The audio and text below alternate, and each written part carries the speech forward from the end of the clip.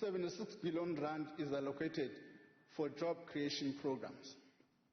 In this budget, additional 18.4 billion is made available for the Presidential Employment Initiative. Madam Speaker, we do not aspire to be below 2% growth economy.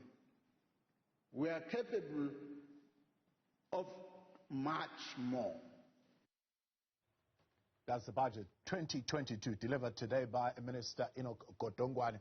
Prioritizing, from what I hear, the narrowing of the deficit spent to support economic growth, create jobs and, of course, increase social protection. A bulk of the 2.1 trillion budget going to be allocated to the police, law, courts, prisons, defense, state security, health, and as far as basic education and university transfers, and of course the equitable share that is given to local municipalities. I'm now joined by Economist Sifiso Skenjana, Senior Lecturer at Regenesys Business School, Annatjie from Rooyen, Professor at the University of Johannesburg College of Business and Economics, Dr. Miriam Altman, as well as the South African United Business Confederation CEO, Mpondo Hendricks. You're a part of the conversation tonight on 072-110-5584. Otherwise, tweet us tonight at Newzroom 405. Good evening to you all, and thank you very much for coming in and being with us on this day, and also those who are joining us via Zoom tonight, who are, of course, going to be weighing in. Good to have you all. So let's begin with you. How did the minister do? Did he meet expectation? Did he overwhelm? Did he underwhelm? I mean, the priority has always been to narrow the deficit. There is a windfall, and if you ask the commissioner at SARS, he says it's not just the windfall, but we also did our job. We actually collected tax. There's better VAT being paid and personal income tax that was collected. So we hired about 400 or so people. We spent a whole lot of money on technology, and it's beginning to pay off. Yeah, I mean, I think the components in the budget that were quite positive. The conversation around the budget deficit itself, I think, is quite critical. If you look at our cost of servicing debt, for every 1 rand, especially if you don't take into account the windfall that we've gotten from higher commodity prices, that's gone up to about 26 cents. Right, and you heard the minister saying that collectively it's more than the budget that goes to police, health, etc. So really just the amount we're paying towards servicing debt has been a massive problem. It's been, of course, just eating it away at money that could go towards developmental projects. And so I think that emphasis is a very critical and important starting point. But I think there are a couple of misses as well, particularly around SOEs. We're hearing from the minister no detail around how much of the debt at Eskom is going to need to be written off, in essence, that he says that Eskom won't have any ability to pay that debt off. And so that needs to come back to the country, and so that we know how much we're committing. There's no detail coming about land bank as well around how much we're going to continue needing to support that, as well as then these recovery plans that he's talking about for the other SOEs.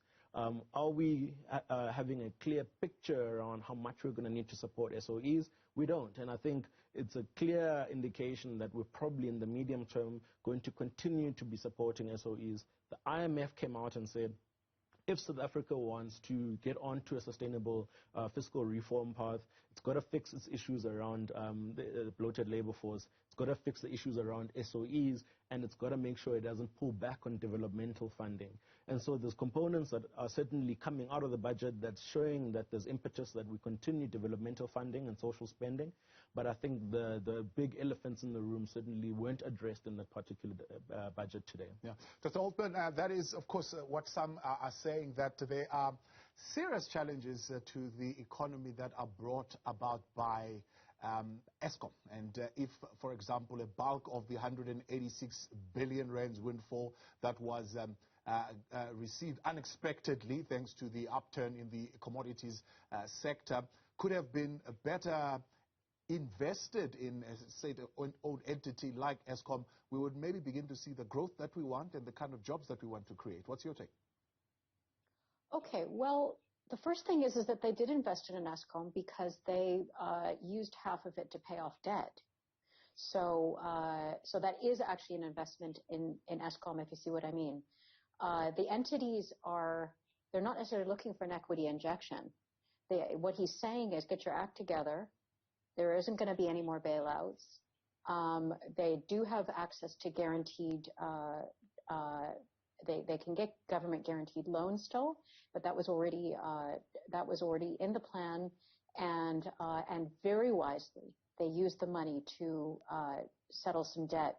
The way of understanding as well the narrowing deficit is that I've been producing a diagram since 2017 when Treasury put out a document that showed the uncertainties around the debt to GDP ratio.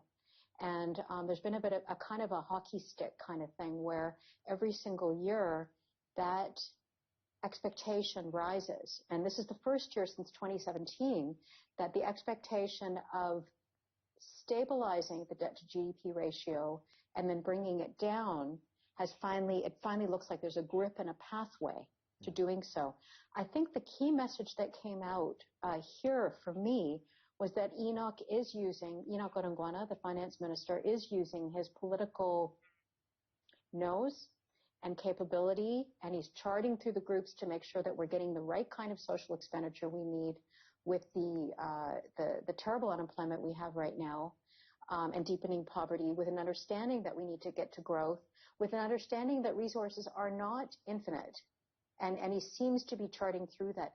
The announcement of the public sector wage negotiations at the end of March was very welcome, and that is one of the big risks. I would agree with the last speaker. There was some clarity about Eskom, but not a lot in relation to, he's waving a stick, but he's not quite saying how that's going to happen. And then, of course, there's all the global risks that we're facing: Ukraine, China, U.S. Yeah, indeed. And Annatjie, let's talk then about that situation of creating jobs. It seems businesses are quite happy with the tax cut that they got the last time. I think in the next financial year they'll be getting another one, or at least another percentage, going down 27%, which in a sense many are saying, well, that's what you do to expand the tax base. Bring it down, keep them happy, they comply, they put a little bit more money, and therefore we've got 186 billion to work around and hopefully also reduce the debt. Is this the right direction? It certainly is the right direction, but first of all I must say there were no surprises, and this tax, the cut in the corporate tax rate is nothing new. It was already announced last year, and it's only effective from the 1st of March 2023. So if your company has a 28 February year end, it's going to take another 2 years before you'll be eligible for the 27% tax rate. I mean, maybe some companies will now change their year ends to March year ends. But yes, let me just go back one step and say that according to us, there were no surprises, and this budget was credit neutral. And I think it was very much in line with what was said in the medium-term budget policy statement. And the main expectation was that he would focus on fiscal consolidation. That is exactly what he has done. So the country was in a lot of trouble a year ago. So if we compare to where we have come from, there's a major improvement. And I think he did the best with what he had available, the resources they had available. It is a good thing that he focused on fiscal consolidation, because 25 cents out of the rand is going towards debt servicing costs. And we do need the infrastructure spend that will lead to job creation. But how do you spend if you're over-indebted? So the market was not surprised. The market actually improved by 30 basis points halfway through the budget. Later it retraced again due to the geopolitical tensions. The currency market was flat. The bond market was flat. All of what he said was already discounted. And I think that especially with regards to job creation and everything else, he didn't deviate from the medium-term budget policy statement, and also it was exactly in line with what the President announced during his SONA recently. So private sector will create the jobs, but we need government to start investing in infrastructure, but they have to start somewhere. And he started by prioritizing his debt, which I think is a good thing. Jackie, about 15 billion or so, if I'm not mistaken, maybe 17 billion that is going to be given to commercial banks, particularly directed at that infrastructure spend. The minister saying, well, there's already 816 billion rands or so, 816 million rands, or billion rands, I'm not quite sure, 816 million rands, I think. That is somewhere in various government departments, but this 15 billion is actually going to be the one that is going to put the pipeline projects in place. Any clarity on exactly how businesses will be able to get that? He's saying this is almost like an experimental project type of situation to see what the uptake is going to be. Yes, thank you so much for the opportunity to share some of our views and insights as the South African United Business Confederation. I think as a starting point, we would like to firstly congratulate the minister, because this was his first, voted speech as the Minister of Finance. We believe that the speech was it was well balanced, although a bit cautious as well, understanding that he's navigating through a very challenging time in our history. It did also make good attempts in putting action to the President's State of the Nation address. But we do believe that as a collective and as various stakeholders, we are capable of much more. And that has been the starting point of the SAUBC. We do welcome any infrastructural investment, because this is quite key in us being able to achieve our mandate in ensuring that South Africa works towards becoming the preferred trade and investment destination on the continent. And infrastructure is the backbone to trade and investment. So we welcome it. What we are looking forward to is engagements on how we now provide pragmatic interventions in ensuring that some of these key objectives and intents are achieved as an organization. Yeah. We're looking for modalities of how this private-public partnership is going to work out, particularly in those key infrastructure projects in the ports, for example, in rail and as well as in telecommunications. Do you think maybe it's too early to have expected that clarity from the minister? I certainly think that, we would have welcomed at least some form of direction and some kind of high-level plan of action on how this will actually translate into real action on the ground. But we are open in terms of engaging the minister on how we can ensure that we don't only use global best practice, but we also ensure that it's aligned to some of the unique challenges that we face, not only as a country, but also as a continent. And this is critical for us in ensuring that our ranking also improves around our efficiency levels in beginning to first facilitate and fast-track trade between South Africa, the continent, and the rest of the world. Because these are where some of these bottlenecks reside, is within those critical touch points of trade. All right, let's take a break. We'll come back in a moment. Sifiso, Skenjana, Annatjie from Rooyen, Dr. Miriam, Altman, and Mpondo staying on, and of course taking your views tonight. 072-110-5584. Tweet us tonight at Newzroom 405. Budget 2022 in the spotlight tonight. I've said now we will be reviewing all the different grants that exist and check if we can consolidate them, whether it's public works program, public employment program, the SRD, the community development workers. We can name them. A lot of these grants exist. All we do, let's top each other, a new one on top of each other, instead of saying, can we consolidate these grants and have one systematic approach. That is Finance Minister Godongwana talking on the social grants, 8 billion rands for social grants and another 44 billion rands to expand the social relief of distress grants. Still with us, Sifiso, Skenjana, Annatjie from Rooyen, Dr. Miriam, Altman, and Mpondo, Hendricks tonight to discuss what is coming out of there. Is this a good review, a good direction, right? That could help us to optimally support the poor in the country. So we pay a little bit here, pay a little bit there, it all counts, but there's been greater talk of a basic income grant. Is there a way in which all these can be consolidated into some kind of a basic income grant, at least that could be better managed and better address these issues of support for the poor? Yeah, I mean, I think, if you just look at the findings of the 2003 Taylor Committee that had initially looked at social spending programs in the country and their efficacy, one of the recommendations was that we stagger a basic income grant in South Africa. And I think one of the impetuses behind that is that we've got to learn as you're going as well, and you've got to start to see, one, is it getting the right level of impact at the level that we expect it to have, and are there modes and mechanisms to augment it if it's not doing what we hope it will do? And I think it is a fair point from the minister to say we may have too many fragmented interventions in the country that are all in one form or another trying to solve an inclusion question, an access question, and the poverty eradication question. And so I think we probably really should get better at actually having a consolidated view around that.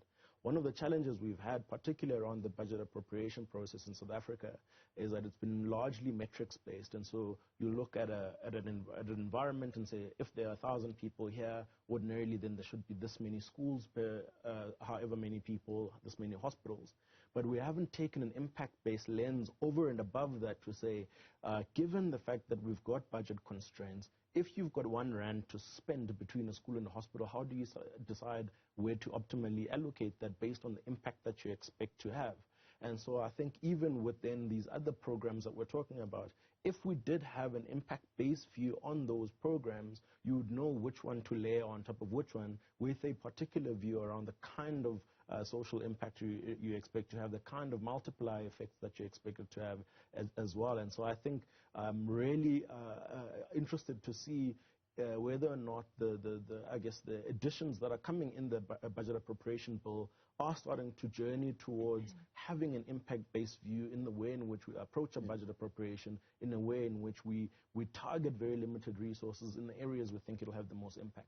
Talk about that impact-based view. I mean, what is the work that would need to be done in the next 12 months? Because the minister says in the next 12 months at least they'll be watching carefully how these various social programs are actually having an impact on economic growth, with a view to say in the next 12 months this is the decision we would have made. Yeah, I mean, so when you look at kind of poverty studies, right, we often talk about multidimensional poverty, and so it's issues of nutrition, access to healthcare, access to education, social capital, social mobility, as well as wage inequality or wage poverty. And so one of the things that a grant solves is particularly around the wage component, but also because you can discriminate with what you do with that, you can actually often increases nutrition as well as potentially access to healthcare. And so when you're then saying that we're looking at this in particular pursuit of poverty eradication, we must look at the pillars of multidimensional poverty and where we think the highest levels of vulnerabilities are, to ensure that then the programs that are being run in those silos can then come together. I think the second thing that the minister is doing, I think he's kicking the bucket down the line around committing to a universal basic income grant. I think, one, it's a question around, how do you fund it? I think there's still critical questions around funding it. And two, also, is that what's the kind of coverage model that you use, right? Because you say universal, but in the way it tends to work itself out is that people who are higher income earners subsidize the existence of that. And now when you've got a limited tax base in South Africa, how do you augment that? And I think there's some really critical questions that they must solve in order to get into the funding model for it. And I think that they're buying time in keeping to renew these social relief grants. Dr. Altman, you agree he's kicking for touch there, buying time a little bit, but is that a good strategy? Well, I suppose it is a good strategy for them because they're 2 years to election. It's election season in their own party, and in the next 2 years we'll be talking of national elections. Yes, actually a very clever move on their part. I think it was widely expected that he would kick the can down the road, because we all know very well that they have no means of funding it right now. So the priority is to reduce debt and to invest in infrastructure to get this economy going so that they can create jobs. Because believe me, I think those people who are receiving the grants would much rather have a job than to queue to receive a grant. So, yeah, I think it's right what he did was to postpone it. And also they have to take into account where we are in the cycle. So we are coming out of extraordinary circumstances. So things should improve from here because according to my research, the opportunity window in the resources space will probably be there for the medium term, which means we're looking at least another 5 years. And that can really stimulate this economy. And if they spend the money wisely, then those grants won't even be necessary in future. Yeah. Dr. Altman, let's talk a little bit about the spending on compensation of employees. There's another issue that is quite toasty with elections around the corner. There again, talking of below inflation increases, I think of about 2% each year for the next financial year. Already Labour has responded there to say that's below inflation. That's something that they might need to go to the table and really talk about. Is it possible? Is it something that, is it a battle that the minister is going to win, especially considering, of course, that rating agencies are also looking at that at this particular point, whether or not that public sector wage bill is something that can be brought under control? Well, you know, this ties into the social grants and social services issue, of course, because most people are service delivery. You know, they're doctors and nurses and people who do all kinds of fine things like that. I think we often forget that is the first thing. These are people who offer important services mostly.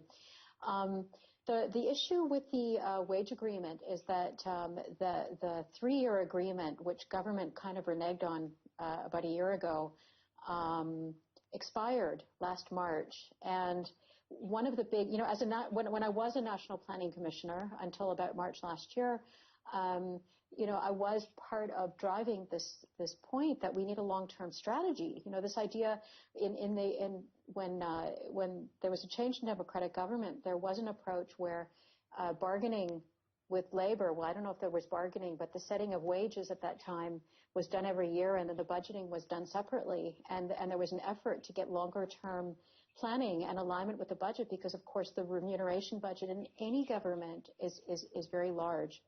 Now that's fallen apart again, and so I'm heartened. This is one of the reasons why I'm heartened to see that they're going to have, I don't know what he called it, but some kind of bargaining forum session at the end of March.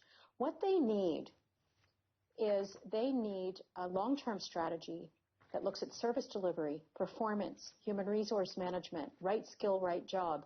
I've gotten those words from the trade unions. So when I've put that together and we've written about that in National Planning Commission documents, which you would have seen, and I've spoken about it many times, I've gotten that wording from COSATU and FEDUSA leadership. So, you know, that's actually the essence of what we need to be talking about. And unfortunately, there's very little conversation about leadership, governance, performance, human resource management. And as boring as that might be to many people, that is the essence of how we're going to turn things around. It is actually the most important thing we could be talking about. Now, when we say he was announcing, as you're saying, at 1.8% a year, which means that it's got to shrink. That is shrinkage. You know, in other words, and so I guess there's going to have to be a downsizing of some sort, or else a wage freeze. Yeah. But the more important issue is what the value is that comes from the people who are there, how well managed departments are, the performance management, and drive for value for money. And we just don't seem to be having that discussion. Can I just weigh in a little bit on the grants? Yes. Okay, so let's connect that back into the poverty discussion. He may be kicking the can down the road from a political perspective, but let's just put this into perspective. About half the population is in poverty. It was below 50% pre-COVID, and it's probably over 50%. And about 50% of the population will now get a social grant, just to say. So anybody who is an unemployed adult was already, there's about 10 or 11 million people broadly unemployed, and about 8 or 9 million people were getting the social relief of distress grant. And there are many people who are unemployed, within that group who are just between jobs. Not everybody is poor. So the vast majority of unemployed adults, we're getting that grant and will continue to get that grant because they're already on the system. The grants that go, we often forget, the grants that go to old people, disabled, and in respect of children, those are people who aren't meant to be working. So that grant should be bigger because that's all you might notice. I don't know if anyone did, but if you notice it, the older you are, if you're over 75 and you make it that far, you actually get a bigger pension because, of course, also your costs are very high, health and so on. So you do actually need more money at that stage. People who have smaller children, they may have one or two that they're taking care of. And it's a different set of issues, of course. You don't have the same kind of burden of health, and well, maybe you do, but it's different. But they're not supposed to be working, and those grants will be there in perpetuity. So unlike, if I can just contest a little bit the previous speaker, because it's not interesting when all your speakers agree, of course, on a news program. So we can debate it. Yeah. But my work would say that, and I've long been doing work, as you might know, on employment and poverty reduction and so on. And my work would say that globally, most middle-income countries and higher-income countries have made peace with the idea, I don't know if you make peace with it, but that job creation generally is in low-level services where pay is low, and that is as true in the UK and the US as it is around the world. So 20% of people live in poverty in those countries. They have extensive child poverty as well, not like us, but still. And that's partly because of that issue. And countries from India to Brazil to wherever, including us, realize the state is going to have to step in perpetuity if we want people to live in a decent way. It is not a matter of laziness. It is just how the economics work in relation to the cost of living versus what people earn and the future of earnings and the level of unemployment, particularly in South Africa, that households will never make ends meet without it. Let's take a break. We'll come back. Jackie Mpondo Hendricks will weigh in on those two issues, the public sector wage bill as well as the extension of the social relief of distress grant and some of the increases in some of the more important grants as well. As we also look further with Sifiso, I want you to weigh in a little bit more on this debt, others are saying 200 billion rands at Eskom. What exactly should government be doing with that debt, as the minister indicates that, of course, they are well aware of that debt crisis at Eskom, and there's a special purpose, I suppose, vehicle that they would want to create for it. Stay with us. We're in tonight, 072-110-5584, or tweet us at Newzroom405. Budget 2022 tonight here on In Focus on Newzroom Afrika channel 405 under review as we look at some of the highlights of what came out of there. Sifiso, Skenjana, Annatjie from Rooyen, Dr. Miriam, Altman, as well as Jackie Mpondo Hendricks with us. Jackie, spending on compensation for employees continues to be the largest component of the current spending. Did the minister give you confidence that at least he'll be able to sell this plan to Labour on how to handle this issue of the public sector wage bill? No, we certainly had a sense that the minister did not give us sufficient confidence on how this will actually be rolled out. And we look forward in terms of him being able to unpack some of these intentions around this. We also look forward in terms of the minister unpacking how he's also looking at restructuring the public sector, and also how, in practical terms, the interventions and plans and programs that he will deploy to relate to his ambition in decreasing the actual fiscal. So we look forward to those engagements. But for me, I'm very keen in terms of zooming in specifically around the issue of poverty and how that relates to GBV, because the budget was very silent in terms of a gender lens on women inclusion in mainstream economy.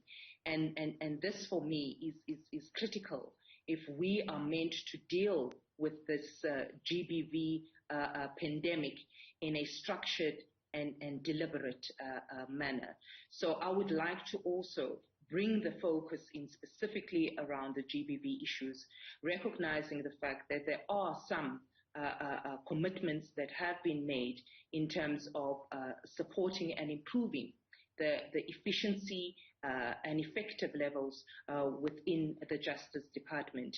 But I would like to really zoom into that, especially when reference is made in terms of the high level of unemployment, taking into consideration that the majority of that is also women. Yeah. So I would have loved to have seen a focus and a gender lens and view on women. What do you think is 20% of the work that the minister could have focused on that would have given us bigger results, 80% of the results that we want to particularly see when it comes to that matter?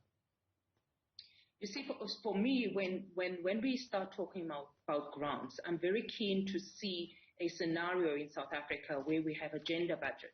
Yeah, and this gender budget is specifically a budget that is ring-fenced and allocated towards supporting women to be economically independent, so to reduce their vulnerability towards GBV.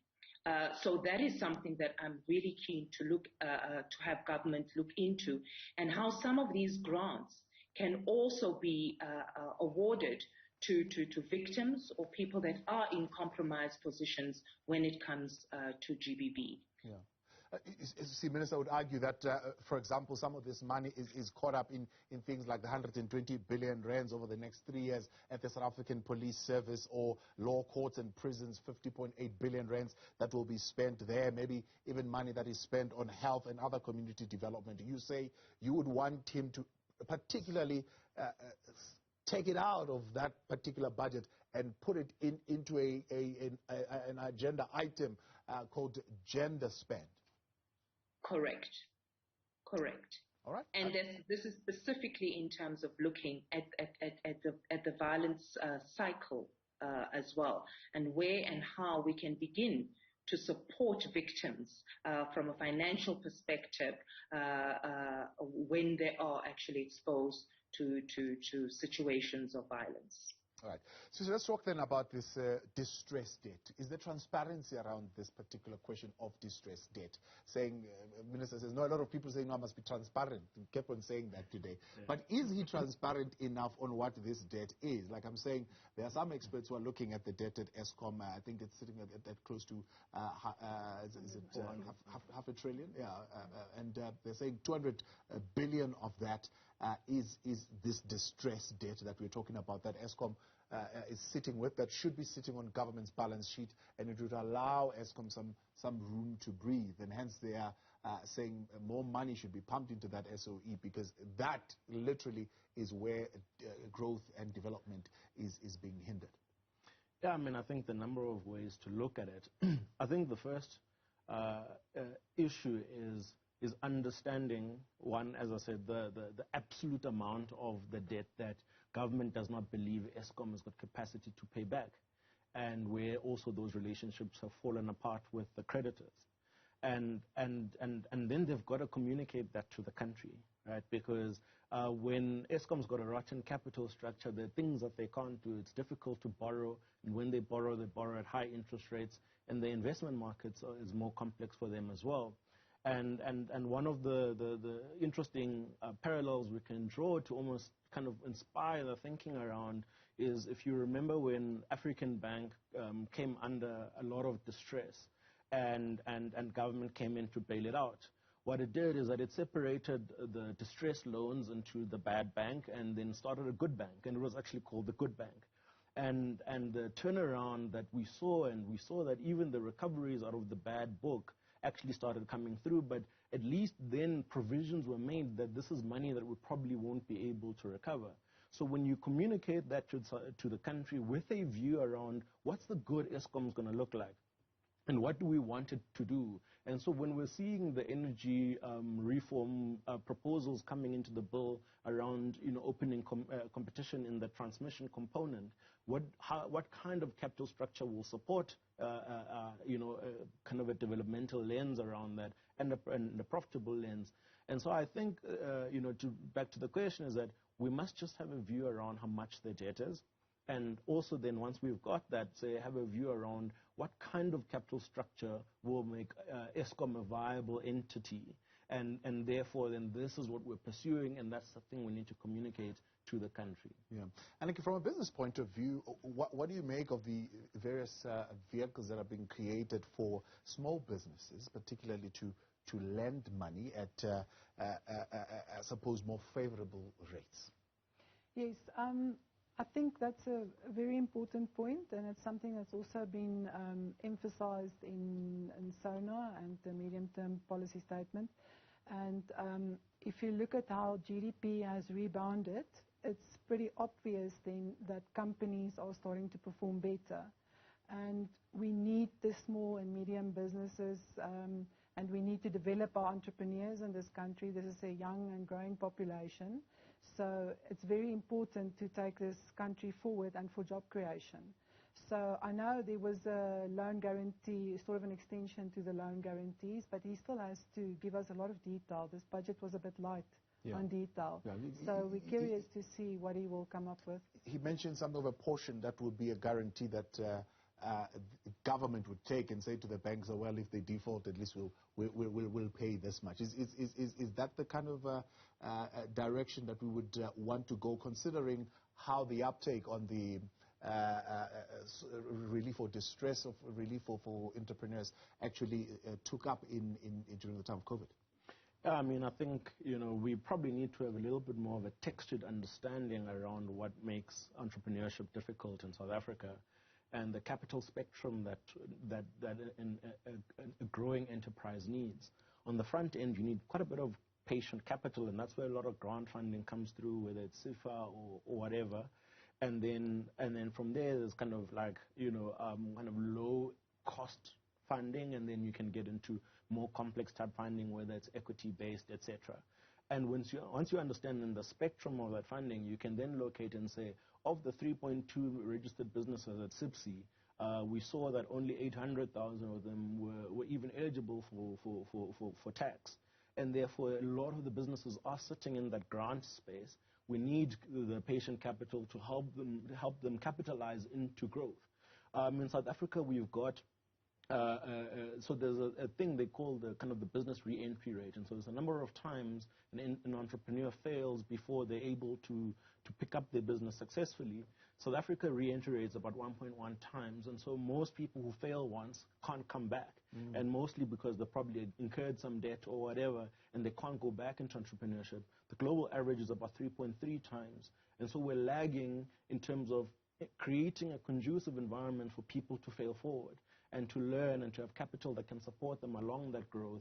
And I think these are some of the things that must come out, not in an augmented kind of lending program that we saw that didn't have a take-up, but with a very particular view around this is capital that's earmarked to help you move from one place to another. And I think we're missing that in the detail of the budget. More on the text when we continue next. Fiscal, Skenjana, Annatjie from Rooyen, Dr. Miriam, Altman, and Jackie Mpondo, Hendricks. And your views tonight, 072-110-5584, or tweets at Newzroom405. We're back in a moment.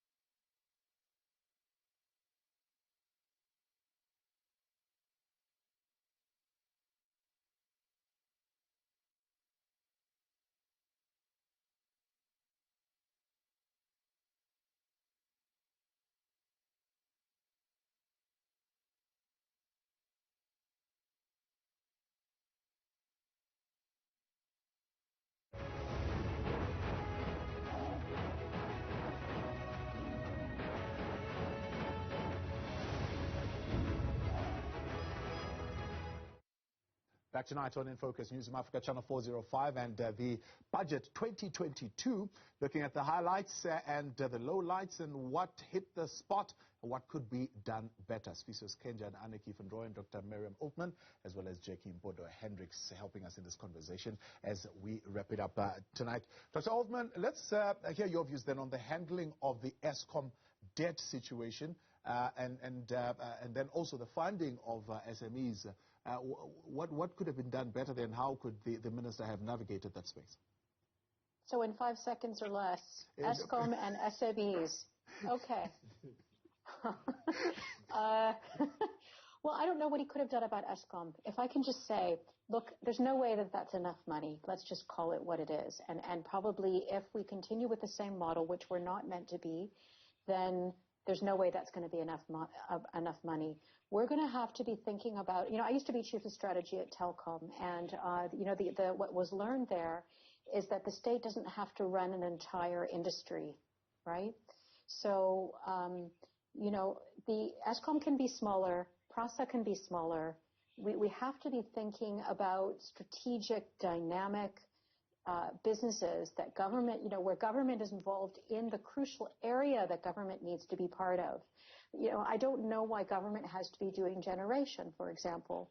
Telkom having a national fiber network, maybe there's a reason, although government should be using that. Just to take an example. So we're going to have to be thinking about the services that SOEs provide in different ways. And I hope that what this does, and the kind of tough levy talks about, forces that discussion and that restructuring, because it's very hard to do, as we saw in the telecommunications sector, and it requires a very strong hand, and he's going to have to continue. On the small business thing, so that's a little bit more than 5 seconds, but quickly. On the small business thing, I just want to throw a reality check in. I think it's great that they're going to try again with the small business loan, and I wish there were more working capital, and there should be easier access to finance for small firms. But really, in my experience, what people say who are in business, they would say, we need the market.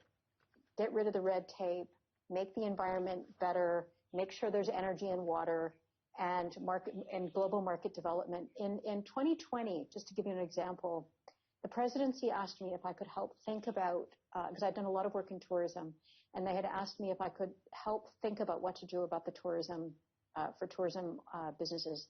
And I called around to various businesses to see what they thought. And they said, don't worry about a grant or any of that stuff.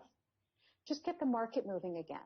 Right. It was all about, we just need the demand. We need the bums and seats. We didn't know how bad it was going to get.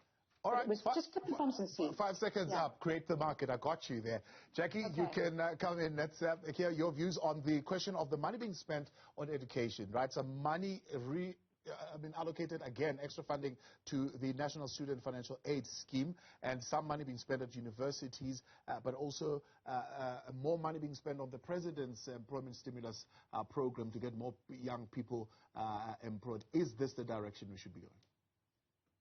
It certainly is, because private sector can certainly play a key role in unlocking and unleashing the potential of our nation by creating jobs in a systematic manner.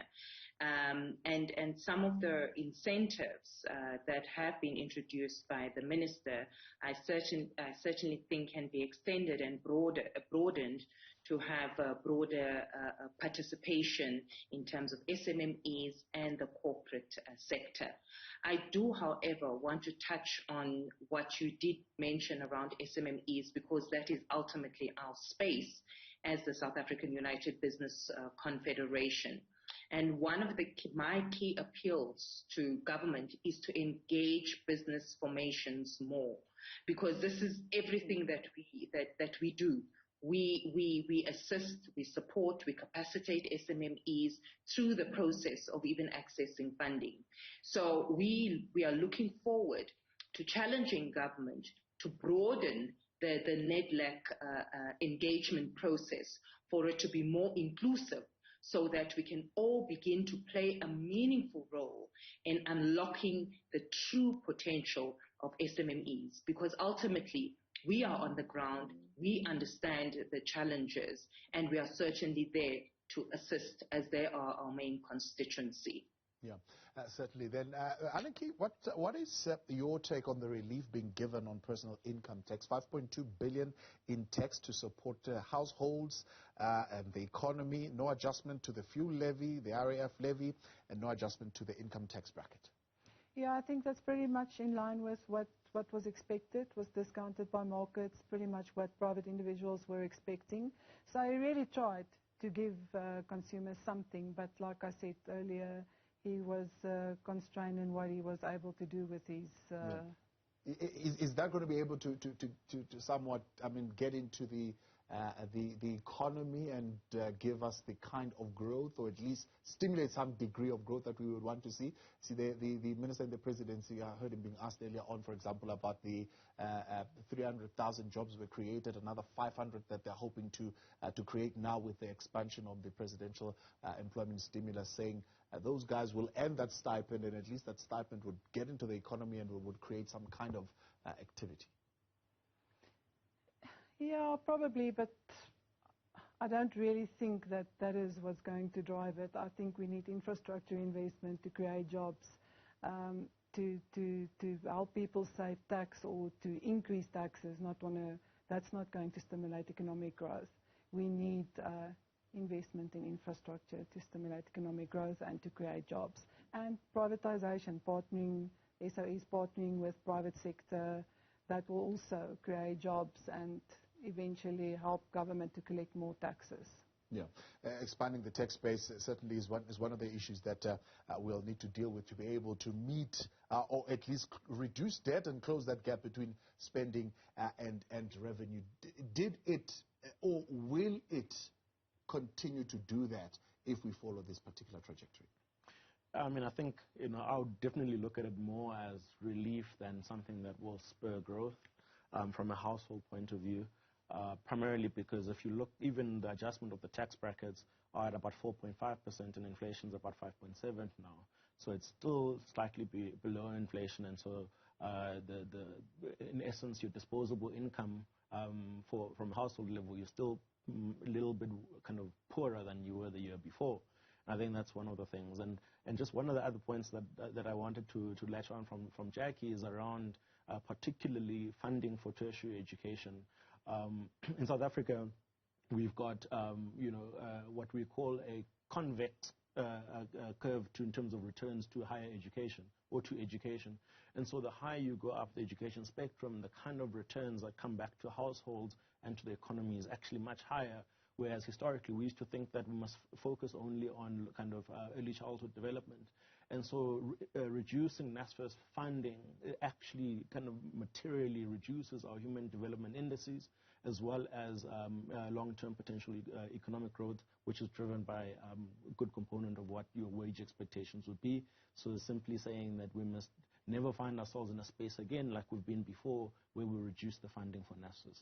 I appreciate you all, and thank you very much for coming through there. That is Sifiso, Skenjana, Annatjie van Rooyen, Dr. Miriam Altman, as well as Jackie Mpondo Hendricks, as we look at the highlights of the budget speech delivered today by Minister Godongwana. We'll continue to do that in the next hour, and we'll speak to the Automobile Association as we look closely now at some of the relief that is being announced, particularly on the road accident levy, no adjustment to the fuel levy as well. Some tax coming in on the carbon tax side.